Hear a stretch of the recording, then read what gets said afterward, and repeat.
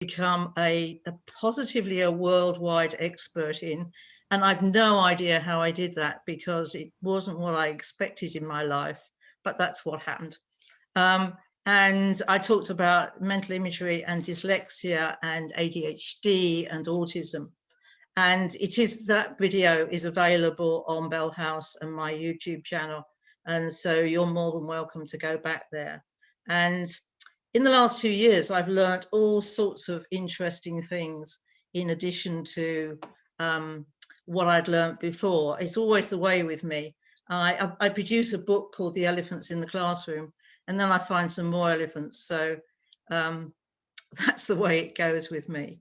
And so I wanted to share with you how the work I've done before connects with sleep, breathing, and grounding, and has a dramatic effect on learning differences, and also is reflected in your immune system. And so I've got a short video I want to show you, which is about 15 minutes, something like that. Before I do that, I wanted to just give you a little bit of a summary, because whenever I do a video, even if it was for you a couple of weeks ago, other things occur to me that I probably have left out of it. So I just like to take those 3 topics, sleep, breathing, and grounding. To start with, grounding and being calm. Well, what happens is that if you're not grounded, then your mental imagery can be quite out of control. So you can have lots and lots of flashing images, which might be too much and lead to sensory overload.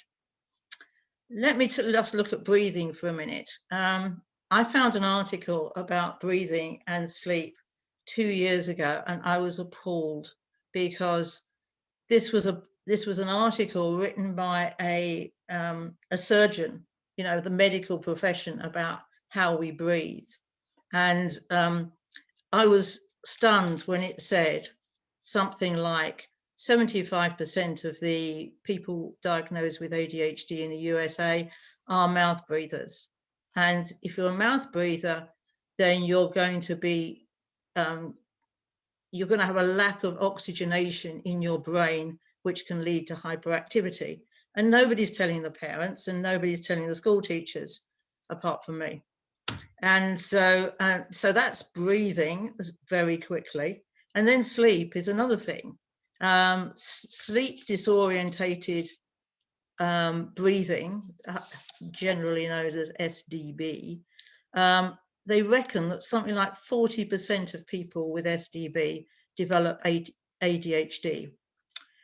We all know what it feels like when we had a bad night's sleep, whether or not we have ADHD. But for sensitive neurodivergent children, it's much, much worse. And there is a strong overlap between sleep and ADHD. If you look at the symptoms, there's irritability, moodier, more distractible, unfocused, depression, mental health instability, all of those things, which can be quite common between sleep and ADHD. And they reckon that sleep-deprived children develop a propensity at bedtime, which I had not heard of until recently, to get more and more hyperactive, which I'm sure if you've got an ADHD child, you know all about, and that will effectively, sleep deprivation masquerades as ADHD. And there's huge overlaps between ADHD and dyslexia. So with no more ado, I will start this little video. And as I say, do put your questions in at the same time, because I may be able to answer them as we go along. And if not, we will certainly organise answering them at the end. So let me just do this amazing screen share business. And if somebody just likes to, like Suzanne likes to tell me that you can hear the sound, that would be very good when it starts.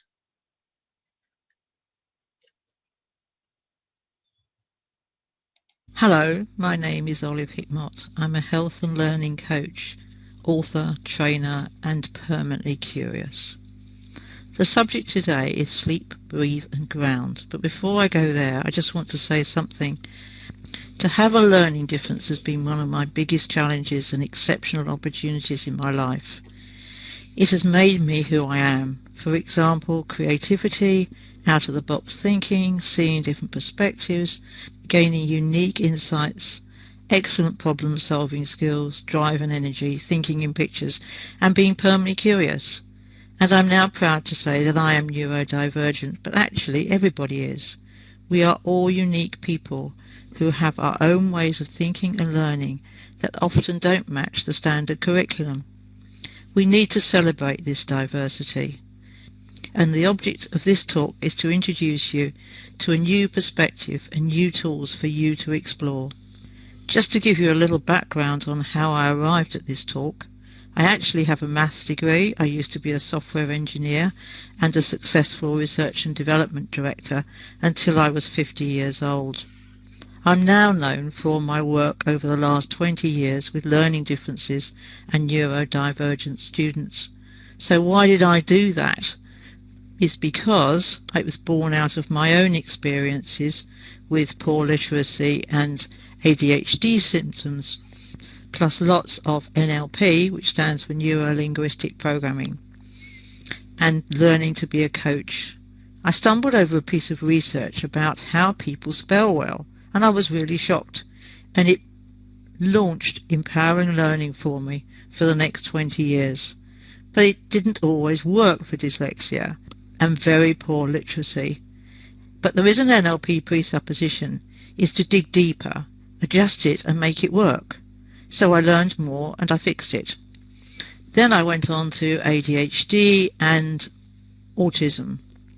In parallel, I worked on various health challenges like Parkinson's and dementia. And you may wonder how this is connected to my talk. You'll find out in a moment. My journey took me from dyslexia, dyscalculia, ADHD and autism, exploring mental imagery theme.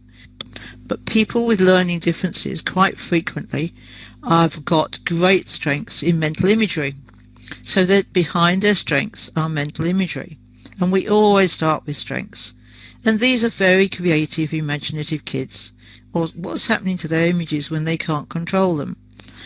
Then we discovered grounding, and grounding is really useful. It tends to be looked at as something for Pilates or yoga, but if you're grounded, then you can keep your mental images still. And then some people couldn't get grounded, so we looked at why that was. And that was because they weren't feeling safe, which might have been various traumatic incidents for any time from when they were born, or in school, or bullying, or anything else like that. If they felt safe and grounded, their mental images were better. But the ones that didn't feel safe were breathing badly. They were doing mouth breathing, which is known to increase your feeling of anxiety. So once we'd looked at nose breathing, we then also looked at sleep, because sleep has a dramatic effect on anxiety. So once we had helped with sleep, that would help breathing, and then that would help safety, and that would help grounding, and that would help mental imagery, and you were back in with their strengths, and their strengths were a lot better once they got this lot under control. And the comment there about why do many people become less creative with age, I found a really fascinating piece of research done by NASA. They were looking for people who had got very creative, imaginative ideas, of course, to recruit. And they employed a consultant. The consultancy discovered that something like only about 2% of the population have really good creativity. That's the adult population. However, when they looked at young children, about 4 or 5 years old, and they studied 1,600 of them, they found that 98% of them were creative geniuses. 5 years later, however, this is a longitudinal study, they discovered that only 30% of them were. And then another 5 years later, only 12% of them were. And by the time they became adults, it was down to 2%. All validating the late Sir Ken Robinson's original work on how creativity is lost in school. So just briefly for literacy, it's one very simple question. If people struggle with literacy, are they seeing words? 100% of dyslexics I have ever met are not reliably using their visual memory for words. This is the skill of fluent readers, writers and spellers.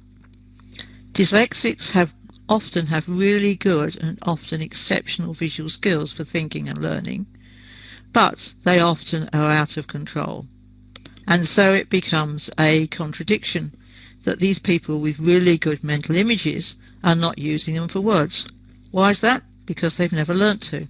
So the first thing you need to do is to make friends with your mental imagery. We all have mental images, some are better than others, and you need to be in control of the qualities of these images. So they're not running past you too fast, and they're not too far away for you to see, and they're not confusing you. And to help you reduce the stress of out of control mental images and get the letters to stay still, which I recommend people do, the younger the better, there's 3 things you do. Grounding, to stabilize the imagery. This is how I got into this. Grounding to stabilize the imagery. There's good breathing to calm your nervous system. Mouth breathing is an epidemic and it gets you more stressed. Good quality and quantity of sleep, which is another epidemic, which also takes a toll on your emotional life. I was carrying on working with the neurodivergent children, and then COVID came along.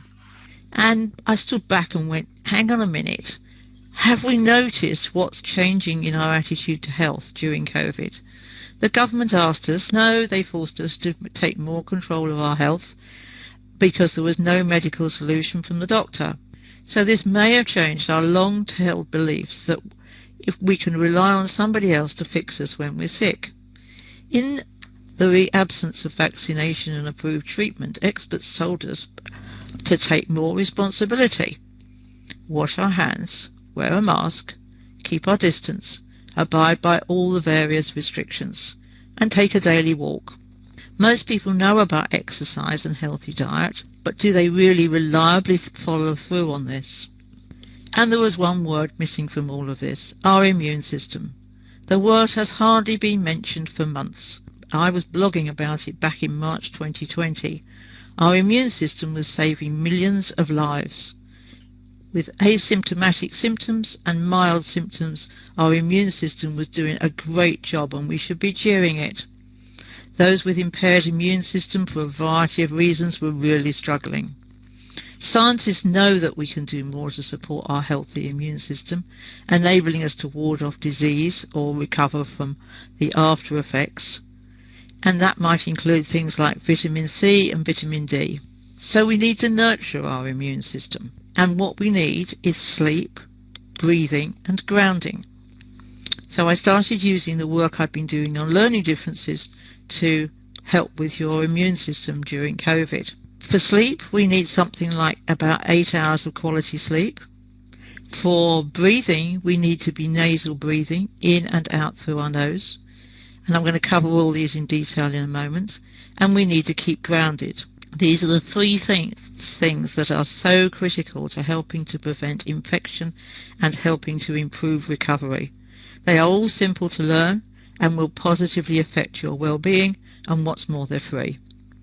Just putting your attention on sleeping, breathing and grounding for a few minutes every day will improve your immune system, help you fight coronavirus and help you recover from it more swiftly if you do get it.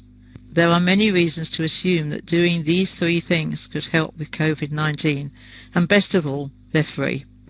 As time goes by, the evidence is increasing. Let's just look at poor quality sleep, breathing and being ungrounded.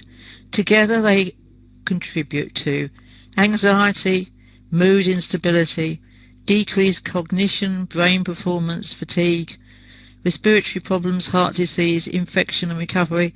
The list is endless, and of course impaired immunity. So let's briefly dig down into these to give you some specifics. Grounding, which in the USA is known as earthing, by the way. Grounding, quite simply, is about connecting us with the earth, imagining you deeply rooted into the ground with every cell in your body. That will do the trick. It will keep you calm and centered, ground yourself for a happier, healthy life. When stressed, we get very wobbly and ungrounded, and we like take off, as that little chap in the corner you can see. And how on earth can our immune system, which is busy working out what's us and what's not us, work when we're ungrounded? Being ungrounded is also responsible for increasing inflammation and increasing hyper-alertness. So what grounding skills can you start using today? As I say, many people think it's only for Pilates and yoga. It's not true. It's for everything. You may need to release some energy blocks. Energy blocks are, for example, the things that you may well pick up stuff during negative experiences in your life, and you need to shake these off before you can get grounded again, or else they leave you feeling depleted. My favourite grounding skill is notice how you feel, and you can all do this now. Think down into your feet and below your feet right down to the centre of the earth. Every cell in your body has a point of light. Just imagine every cell in your body is connecting with the correct point of light, and you may feel a little drop in your body. And anything you don't want, you can just release down into the ground. Then you can fill up with neutral energy, which you can think of as being sunshine. And the great thing about this is it only takes seconds. Anytime, any place, you can get more grounded. And here's a couple of references. The Earthing book, which was written by 3 amazing gentlemen in the US. One was a cable TV guy, one was a cardiac doctor, and one was a healer. The Grounded book, which is really good for kids.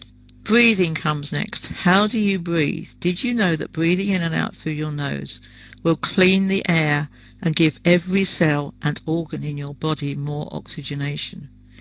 Breathing gently down into your diaphragm will relieve anxiety and many mental health challenges.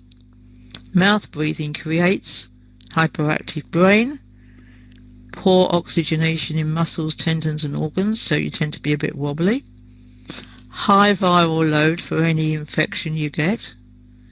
Illnesses, diseases, and breathing high in your chest misses your diaphragm that naturally massages your internal organs. So what are breathing skills? First thing is gently breathe in and out through your nose. When people say a deep breath, they don't mean your shoulders going up, they mean deep down into your belly. So right down into your diaphragm. So you're moving your diaphragm. It's a really good idea to have a pause after your out-breath. So if you breathe in for, say, 1 to 2, and then you breathe out for 4, and then you have a little pause. The pause is really good for building up your tolerance to carbon dioxide, and it's carbon dioxide that triggers the next breath. And it'll give you more strength when you're in the pause. There's a great article I blogged from the guy who wrote The Oxygen Advantage about breathing with a mask. It's got lots of useful tips in there. And again, breathing is talked about normally in Pilates and yoga. So now let's go on to sleeping.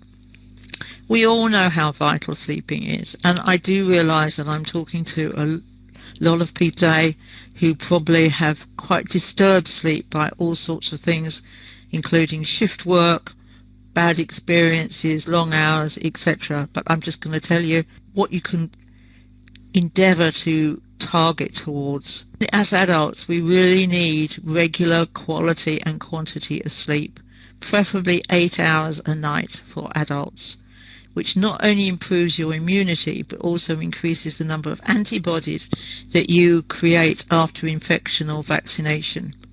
And I've heard reports on the news recently that when you have your jab, do make sure you have enough sleep a couple of nights before and a couple of nights after, because it will improve your antibody creation. So what do you feel like when you wake up? Do you ever have microsleeps, which is that time in the day when you're just not here for a second or two and you may not even notice? And if you're driving, it's really dangerous, of course. How many hours do you allow for sleep? What's the quality of your sleep? There is so much about sleep deprivation and the effects on your health and weakening your immune system. They reckon a couple of sleepless nights will increase your emotional stress by 30%. So what can I give you on sleeping skills? Firstly is to understand your sleep. There's so much going on when you're asleep, and most people just think it's a waste of time. Firstly, there are the circadian rhythm, which is your body's master clock, which is approximately 24 hours, and it keeps most things happening in a 24-hour cycle. There is also something called sleep pressure, which starts clicking when you wake up in the morning and adds on during the day, so you get more sleep pressure in the evening. And then there is sleep cycles. Sleep cycles are fascinating. That's what actually happens when you're asleep. And approximately every 90 minutes, your body comes almost awake, and then it drops down and goes back to sleep again. When it's almost awake, it's in REM sleep, which is rapid eye movement sleep. And that's when you integrate information. When you're in a deeper sleep, you're in NREM sleep, jokingly called not REM sleep. And that's where you clear out stuff that you don't need. And sometimes you can feel an actual sweep of your brain of stuff you don't need. And you also press the save button. So you clear out what you don't need, you save what you do want, and when you get into REM sleep, you integrate it with previous experiences. It's all very clever and actually fascinating. Zeitgebers that tell your body it is time to go to sleep. And let me just give you a couple of them. Low level of light, because that's what we do naturally. You know, when it gets dark, people think about going to sleep. So low levels of light, a Zeitgeber. White light and blue light, of course, is the opposite. So if you watch a television late on into the evening, or you're still on your phone quite late on into the evening, which of course has got blue light, then that's going to destroy your natural rhythm.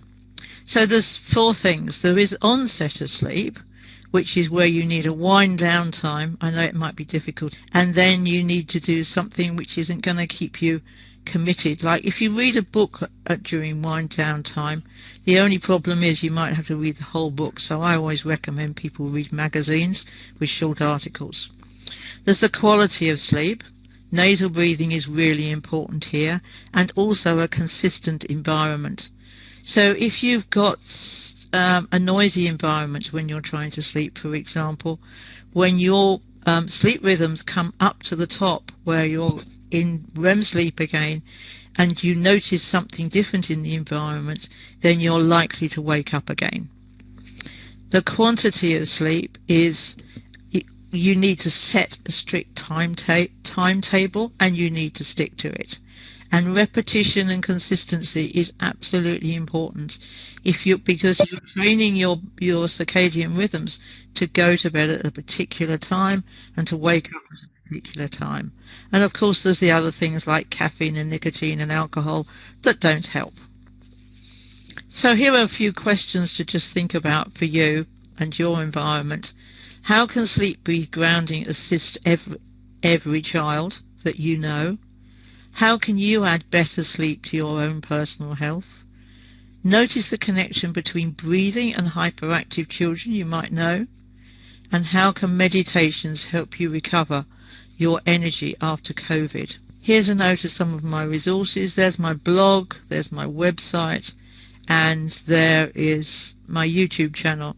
During lockdown, I've done dozens and dozens of short videos on all sorts of interesting topics that you're more than welcome to take a look at. And you can follow me on Facebook, LinkedIn and Twitter. Recently I've been doing training sessions on sleep through the Luton and Dunstable Recovery College. I am doing a whole day on 10 short videos on Active in Redbourne, which is a community group I belong to, where I'm doing videos for Global Sleep Day. And so we have 10 contributions from different members of the public. Thank you for listening. Thank you all for your time. Bye.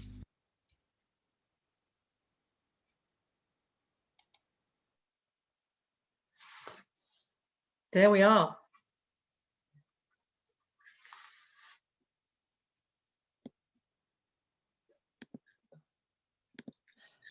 Oh, thank you very much, Olive. That was, I'm just, sorry, I'm going to start my video again. I didn't want to take up too much bandwidth. Thank you very much, Olive. I'm sure lots of people have got questions, so I'm going to wait for those to come in.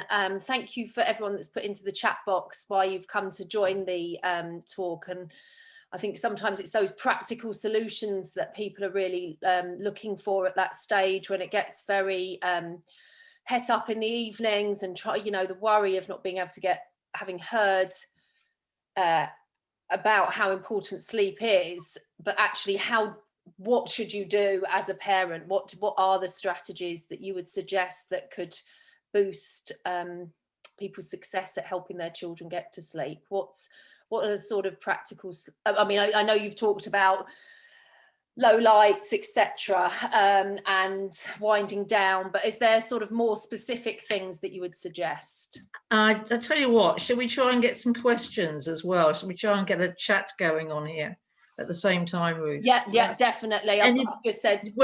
I don't think we're recording. Oh no, Suzanne was going to take off the recording so people could feel quite happy about